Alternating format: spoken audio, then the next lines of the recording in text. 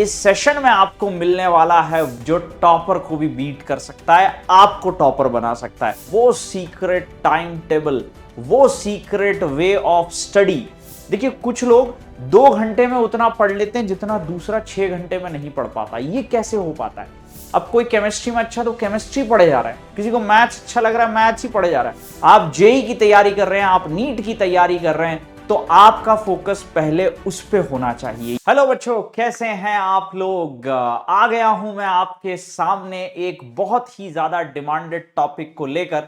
काफी बच्चे इस बात को लेकर कंफ्यूज रहते हैं कि सर हमारा टाइम टेबल कैसे होना चाहिए, हमें कितने घंटे पढ़ना चाहिए, हमें एक दिन में कितने क्वेश्चन सॉल्व करना चाहिए, रिवीजन कैसे करें, कब करें, और क्या हमारा डेली रूटीन होना चाहिए, क्या टाइम टेबल होना चाहिए। ये सारे आपके प्रश्नों को हल करने के लिए मैं इस सेशन को लेके आया हूं, और इस सेशन में आपको मिलने वाला है वो सीक्रेट टाइम टेबल, वो सीक्रेट वे ऑफ स्टडी जो टॉपर को भी बीट कर सकता है, आपको टॉपर बना सकता है। तो इसीलिए इसको लास्ट तक देखिएगा और आपके पास वो टाइम टेबल आपके हाथ में होगा, उसको फॉलो करके देखिएगा और डेफिनेटली मानिएगा कि आपको रिजल्ट जरूर आएगा उसका।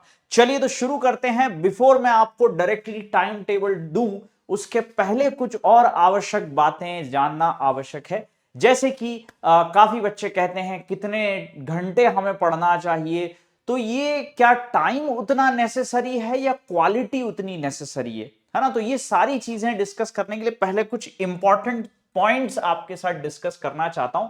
ये देखिए, ये बहुत सारे इंपॉर्टेंट पॉइंट्स है, क्योंकि आपका टाइम टेबल भी बन जाएगा, बट अगर आप इन बातों पे ध्यान नहीं देंगे तो वो टाइम टेबल इफेक्टिव नहीं हो पाएगा। तो इसीलिए सबसे पहले एक एक करके इन बातों को जानिए, फिर हम उस टाइम टेबल के ऊपर चलते हैं, उस सीक्रेट टाइम टेबल के ऊपर जो आपको टॉपर बनाएगा। देखिए सबसे पहली चीज है कंसिस्टेंसी। ऐसा नहीं कि टाइम टेबल अभी मिला, आपने लेट्स से 3-4 दिन इसको पालन करने का प्रयास किया, आपको लाभ भी हुआ, लेकिन उसके बाद आप उस टाइम टेबल को छोड़ दिए, आप कहीं और ही चले गए, आप घूमने निकल गए अपने दोस्तों के साथ, परिवार के साथ कहीं निकल गए, और वो टाइम टेबल धरा का धरा रह गया, बस 3-4 दिन फॉलो हुआ एंड उसके बाद back to your normal way of wasting your time. ये नहीं होना चाहिए। जितने भी टॉपर्स होते हैं वो कंसिस्टेंटली स्टडी करते हैं। कंसिस्टेंसी यानी विदाउट एनी ब्रेक, कंसिस्टेंट रहना पड़ता है। जब भी एक एथलीट लाइक नीरज चोपड़ा जो गोल्ड मेडल हमारे लिए लेके आए हैं, वो तैयारी करते हैं ओलंपिक की, तो ये नहीं कर सकते कि बीच में वो आराम से 2-3 महीना वेकेशन मना रहे, नहीं, रोज उनकी डेली प्रैक्टिस रूटीन रहता है।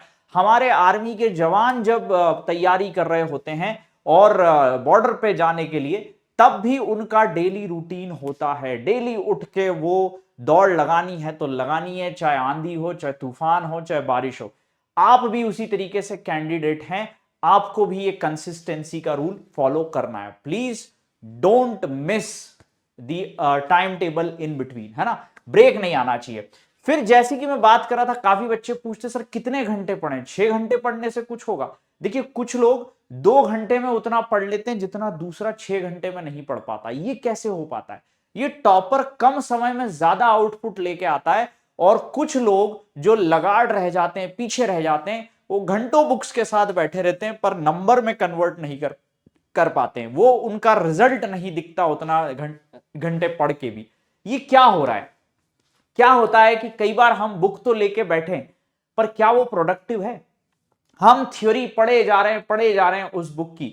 आप एनसीईआरटी लेके बैठ गए, केमिस्ट्री का टॉपिक लेके बैठ गए, पढ़ रहे हैं, फिर थोड़ी देर ध्यान इधर उधर, फिर कहीं मोबाइल उठा लिया, फिर वापस आए, फिर 2 लाइन दूसरी पढ़ी, फिर कुछ समझ में नहीं आया, फिर वापस से ऊपर से पढ़ने लगे, फिर कहीं इधर उधर ध्यान भटक गया। देखिए इस तरीके से आप 8 घंटा भी पढ़ लेंगे तो उसका आउटपुट 1 घंटे का भी नहीं होगा। जब टॉपर पढ़ता है, चाहे वो 1 घंटे पढ़े चाहे 2 घंटे पढ़े, फुल कंसंट्रेशन के साथ पढ़ता है, without any distractions, without any mobile phone near by, without any chit chat near by. इस तरीके से आपको एकाग्र होकर पढ़ना, और यह आपको परीक्षा के लिए भी तैयार करता है। क्योंकि जब हमारी आदत होती कंसिस्टेंटली इधर उधर मूव करने की, एक जगह बैठे रहने की हमारी आदत नहीं होती है, तो परीक्षा में यह बड़ा कठिनाई पैदा करता है। परीक्षा में तो आपको बैठना पड़ता है 3-3 घंटे। तो इसीलिए क्वालिटी चूज करिए ओवर क्वांटिटी। देन एक बैलेंस स्केड्यूल रखिए। देखिए कई बार क्या होता है ना, बच्चे एक ही सब्जेक्ट को पढ़ा करते हैं जो उनका फेवरेट है, अब कोई केमिस्ट्री में अच्छा तो केमिस्ट्री पढ़े जा रहा है, किसी को मैथ्स अच्छा लग रहा है मैथ्स ही पढ़े जा रहा है, कुछ लोगों को फिजिक्स में इतना इंटरेस्ट आ रहा है। कई बार तो मैं देखता हूं, अब मैं फिजिक्स ही पढ़ाता हूं तो मैं जानता हूं बच्चे ओरिजिनल टॉपिक से भटक के कुछ कुछ कहीं कहीं निकल जाते हैं। सर ब्लैक होल के बारे में बताइए, सर वो Einstein general theory of relativity, और वो रिसर्च ही करे जा रहे हैं ऐसे टॉपिक्स पे, ऊपरी ऊपरी वीडियो ही देखे जा रहे हैं, इतने अच्छे फैसिनेटिंग वीडियोज हैं और बस उसी में ही लगे हुए हैं। ये नहीं करना है। आप अभी जो आपका टास्क है उसको पहले करिए। अगर आपकी लेट्स से तैयारी बोर्ड की है तो बोर्ड की पहले प्रिपरेशन करिए, आप जेई की तैयारी कर रहे हैं, आप नीट की तैयारी कर रहे हैं, तो आपका फोकस पहले उस पे होना चाहिए। ये सारे चीजों के मौके, ये एक्स्ट्रा रिसर्च के मौके आपको कॉलेज में मिलेंगे। तो एक बैलेंस स्केड्यूल बनाइए, सबको बराबर समान लेके चलिए। Avoid active to do list होना चाहिए, है ना। एक्टिव टू डू लिस्ट का क्या मतलब होता है? टू डू लिस्ट का मतलब होता है जो मुझे करना है, अब मुझे ये करना है। आपको देखिए हमेशा पता होता है कि आपका ये वाला चैप्टर इस बार पढ़ाया गया क्लास में और ये वाले चैप्टर में पता नहीं क्या हुआ, सर के ऊपर से गया। इसका मतलब अब आपकी टू डू लिस्ट पे वो आ गया है कि सबसे पहला कार्य मुझे करना है, इस चैप्टर पे एक्स्ट्रा ध्यान देना है। अगर इस चैप्टर पे एक्स्ट्रा ध्यान नहीं दिया तो ये कठिनाई बनेगा, ये आगे दूसरे टॉपिक्स के साथ मिक्स होके आएगा और उनको भी खराब करेगा। तो आपकी एक एक्टिव टू डू लिस्ट होनी चाहिए, है ना। अभी क्या करना है, what is to be done right now, कौन सी चीज सबसे ज्यादा समस्या कर रही है, वो टू डू लिस्ट आपकी होनी चाहिए और उसके हिसाब से आपकी स्ट्रेटेजी बननी चाहिए। ये टॉपर्स का एक बड़ा सीक्रेट वेपन है। इसके बाद देखिए रेगुलर रिवीजन होना चाहिए। अब हम पढ़ तो रहे हैं, अभी चैप्टर चल रहा है, प्रॉपर टाइम टेबल फॉलो कर रहे हैं, सब कुछ कंसिस्टेंट एवरीथिंग, लेकिन जो पुराने चैप्टर हो जाते हैं उनको हम भूल ही जाते हैं, हम छोड़ देते हैं एकदम ही। तो होता क्या है, आपने कितना अच्छा ही पढ़ाओ, लेकिन 1 महीना 2 महीना 3 महीना 4 महीना साल खत्म हो जाएगा, उसके बाद तो आप उसको याद ही नहीं रख पाएंगे कि आपने क्या पढ़ा था, चाहे उस समय कितना ही अच्छे से किया हो। तो रिवीजन बहुत जरूरी होता है। काफी बच्चे मुझसे पूछते हैं रिवीजन सर कैसे करें।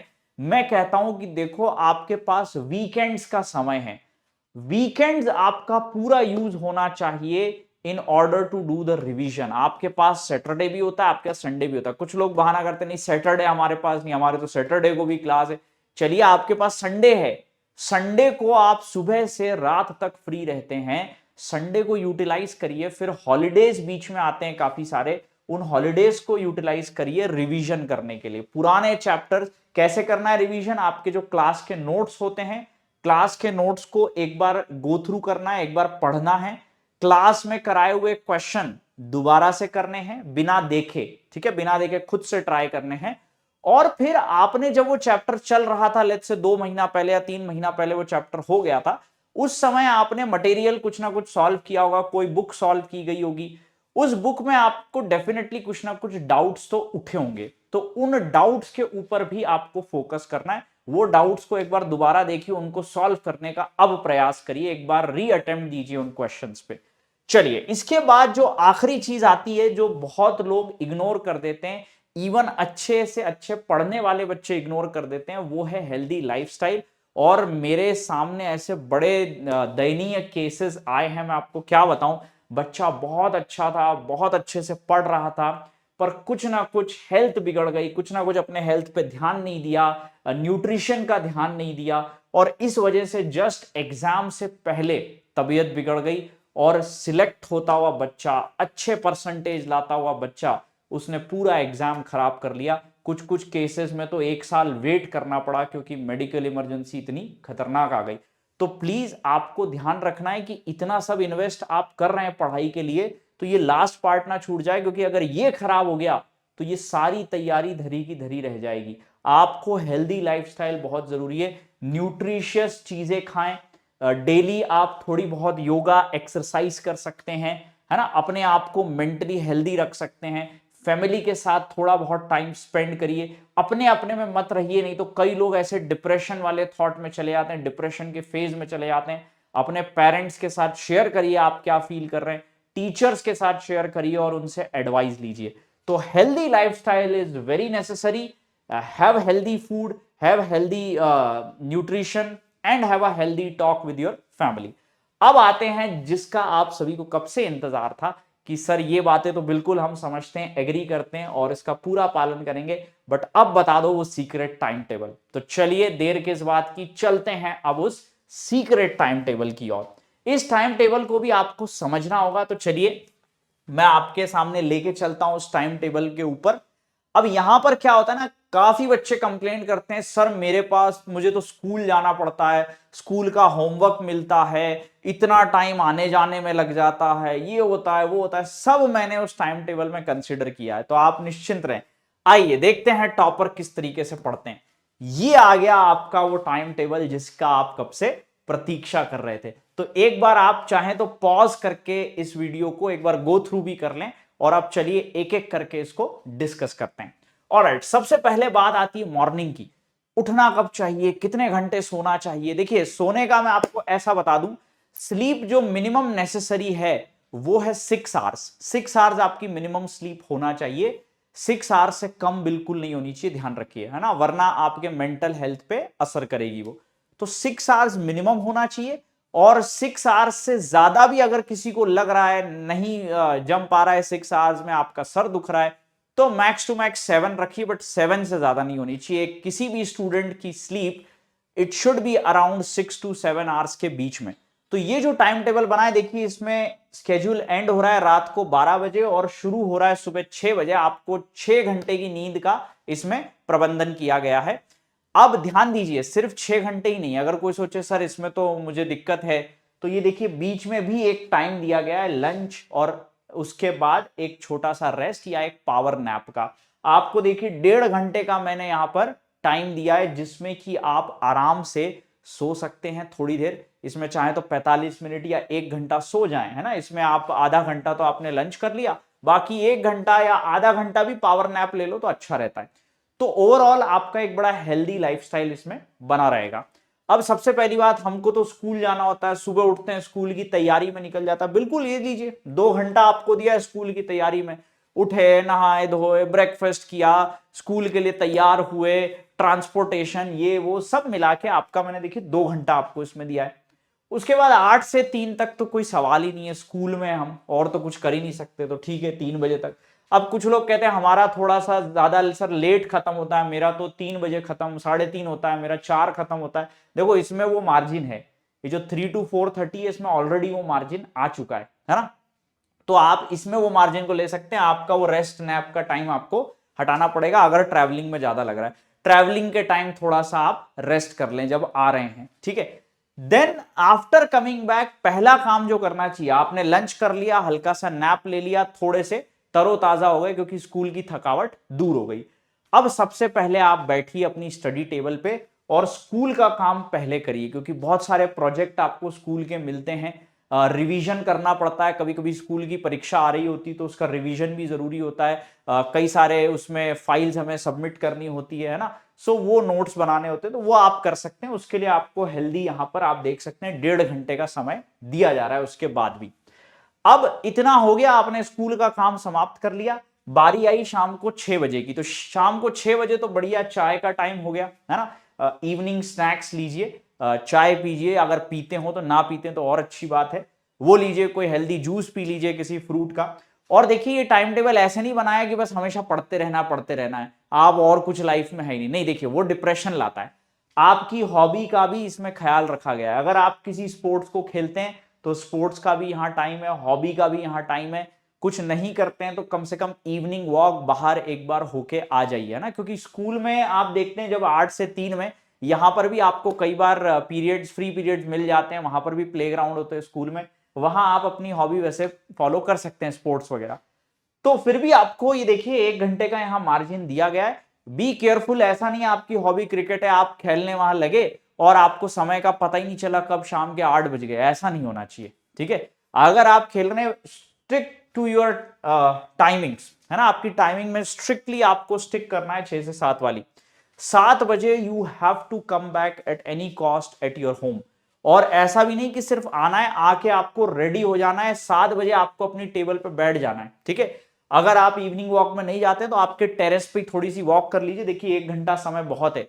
चाय पी आपने या जो भी जूस वगैरह लिया, थोड़ी बहुत वॉक कर ली अपने टेरेस पे ही घर के, और आ गए, और अब 7 बजे बड़े सीरियसली आप बैठ गए पढ़ाई करने। अब शुरू होता है ये जो नाइट है, ये पूरी पढ़ाई के आपके लिए डिवोटेड है। आपने सबसे पहले खोला केमिस्ट्री, क्योंकि देखिए अभी आप स्लीपी नहीं होंगे, अभी आप तरोताजा होंगे, इस बात को ध्यान दीजिए। क्यों पहले केमिस्ट्री रखा गया ये भी इंपॉर्टेंट है। आप तरोताजा हैं, अभी इवनिंग वॉक करके आए हैं, जूस या चाय पी के आए हैं।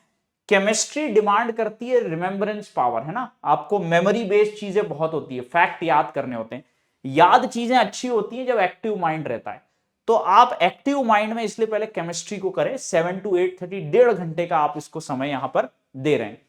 आपने याद किया, एनसीईआरटी पढ़ ली, इनऑर्गेनिक केमिस्ट्री की नोट्स पढ़ लिए, ऑर्गेनिक फिजिकल केमिस्ट्री के कुछ क्वेश्चंस कर लिए, ऐसे केमिस्ट्री को टाइमिंग दीजिए। फिर आपको एक अच्छा ब्रेक मिल जाएगा आधे घंटे का, क्योंकि जब आपका एक केमिस्ट्री का पढ़ना हुआ 1.5 घंटा, अब आप चले गए डिनर के लिए। तो देखिए आपका डिनर भी हो गया और ये एक बहुत अच्छा ब्रेक का भी काम किया बीच में। उसके बाद आप उठाइए फिजिक्स, क्योंकि फिर से फिजिक्स सेकंड क्यों है, क्योंकि डिनर करके आए हैं, अभी भी इतनी नींद नहीं आ रही है। 9 से 10:30 तक भी नींद अभी आपको कैचअप की नहीं है ना, अभी थोड़ा सा समय। तो फिजिक्स में थोड़ा सा विजुअलाइजेशन चाहिए होता है, अगर जरा से भी स्लीपी है तो फिजिक्स नहीं बनेगी, है ना। तो इसीलिए 9 to 10:30 फिजिक्स रखिए। और मैथ तो देखिए वैसे भी आपको जगा देगी, क्योंकि वो इस तरह की रिडल टाइप के क्वेश्चन होते हैं गणित के, जो आपका डिमांड करते हैं अटेंशन, कॉन्सेंट्रेशन। तो मैथ में तो वैसे भी आपको चाहे हल्की फुल्की नींद आ तो वो भी उड़ जाएगी, है ना। तो 10:30 से 12 फिर आपको मैथ करा। तो देखिए इक्वल डिस्ट्रीब्यूशन है, 1.5 घंटे का यहां पर इक्वल डिस्ट्रीब्यूशन है। और 12 बजे के पहले आपको स्लीपी नहीं होना है, क्योंकि देखिए आपको नैप और रेस्ट का टाइम दोपहर में भी दिया गया है। तो 6 घंटे की स्लीप यहां पर प्रॉपर है। और ध्यान दीजिए ये तो चीजें तब है जब आपको स्कूल जाना पड़ रहा है। इसमें अभी वीकेंड तो देखिए पूरा खाली हो जाएगा। जब आप वीकेंड की बात करेंगे तो सुबह 6 से रात 12 आपके पास फ्री है। तो जैसे ही वीकेंड आया संडे, ये पूरा जो स्कूल का स्लॉट है ना आपका 8 बजे से 3 बजे तक का, देखिए तैयार तो आपको नॉर्मल संडे को भी होना है, लेकिन ये जो 8 से 3 का टाइम है, इसको आप डिवोट करिए रिवीजन के लिए। देखिए कितना आपका गोल्डन टाइम है ये। वीकेंड्स के दिन, संडे के दिन ये बच जाएगा पूरा का पूरा। किसी दिन स्कूल की छुट्टी होती है, उस दिन आपका ये टाइम बच जाएगा। किसी दिन मान लीजिए आपको पता है कि बहुत सारे क्लासेस कैंसल्स हैं, तो आपने ये टाइम बचा लिया। एनुअल फंक्शन चल रहा है, कुछ ये चल रहा है, कुछ वो चल रहा है अभी स्कूल में, तो ये टाइम आपने बचा लिया। समझ गए। तो इसमें रिवीजन करिए संडेज को, सैटरडेज को, ये आपके लिए बड़ा ही लाभदायक होगा। तो ये आप फॉलो करिए और देखिए आप खुद टॉपर बनेंगे। You will going to beat the topper, you will yourself become the topper. तो इस चीज का ध्यान रखिएगा। And again I am saying holidays, Sundays का इसमें प्रोविजन और बढ़ जाएगा, ये पूरा आप यूज कर सकते हैं। और ध्यान रखिएगा कंसिस्टेंसी तो हमारी की है ही, कंसिस्टेंसी होना ही चाहिए। ये कितने ही टाइम टेबल बना लो, 2 दिन फॉलो करे फिर अगले दिन नहीं करा, ऐसे ही अगर आप करोगे तो फिर कुछ नहीं होने वाला। तो कंसिस्टेंसी इज द की, इस बात को आपको ध्यान रखना है। तो चलिए ये था वो सीक्रेट टाइम टेबल। आपको उम्मीद करता हूं कि काफी इसमें मदद मिली होगी। इसका पालन करिए, फिर मुझे बताइए कि कितना लाभ आपको हुआ। कंसिस्टेंटली फॉलो करिएगा और फिर बताइएगा कितना लाभ आपको हुआ है। चलिए मिलते हैं किसी अगले सेशन में। Good bye all of you.